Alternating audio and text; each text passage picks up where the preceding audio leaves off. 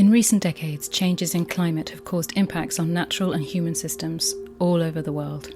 Carbon dioxide is the most prevalent greenhouse gas in our atmosphere. What happens when more carbon and other greenhouse gases are added to the atmosphere is more heat gets trapped. This is rapidly changing our global climate, destabilising weather patterns and disrupting ecosystems everywhere. But carbon is not the enemy, it is the building block of life. Everything is made of it, including us. However, too much of it in the wrong place can be highly destabilising. Most of the Earth's carbon pools are stored in the soils, ocean, atmosphere, biosphere, and fossils. Any change in the carbon cycle that shifts it out of one pool puts more carbon into another pool. About 500 million years ago, when plants came onto land, carbon began to cycle in an amazing balance between these pools, allowing for life as we know it to evolve. Then one life form, us, worked out how to extract carbon from the fossil pool. We've been burning it for energy, putting it into play, disrupting that balance.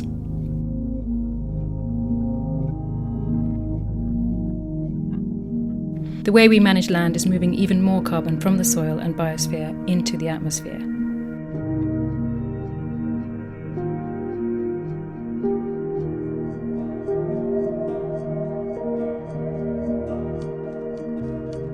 Specifically, we've moved 880 gigatons of carbon dioxide into the atmosphere, which is heating up the planet and destabilising our climate.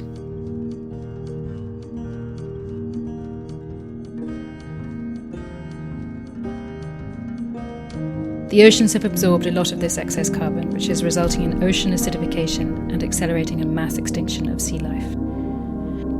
So, to save life on Earth, we need to stop releasing fossil carbon. But the question is, where do we put this excess carbon to get this cycle back in balance? The solution is under our feet. It's the soil. Plants with sunlight and water perform photosynthesis.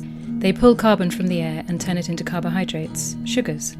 Then they pump some of these sugars down through their roots to feed microorganisms who use that carbon to build soil. The plants pump it in and the soil stores it. Nature's living technology.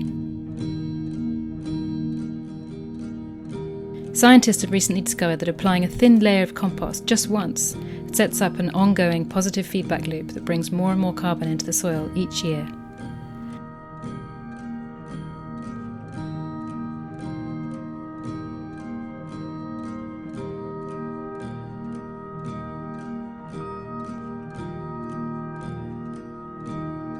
In concert with other regenerative practices such as no-till, planting trees and cover crops and planned grazing, we can build and retain gigatons of soil carbon. This is carbon farming. Unlike carbon in the atmosphere, more carbon in the ground is good for us. It makes healthy soil, which is nutrient-rich and full of life and holds a lot more water. This means more nutritious food and crops that are more resilient in the face of drought or flooding. So the way we grow our food, fibre and fuel either puts carbon up into our atmosphere or pulls it down into the ground. Our health, the health of our soils and the health of our planet are one and the same.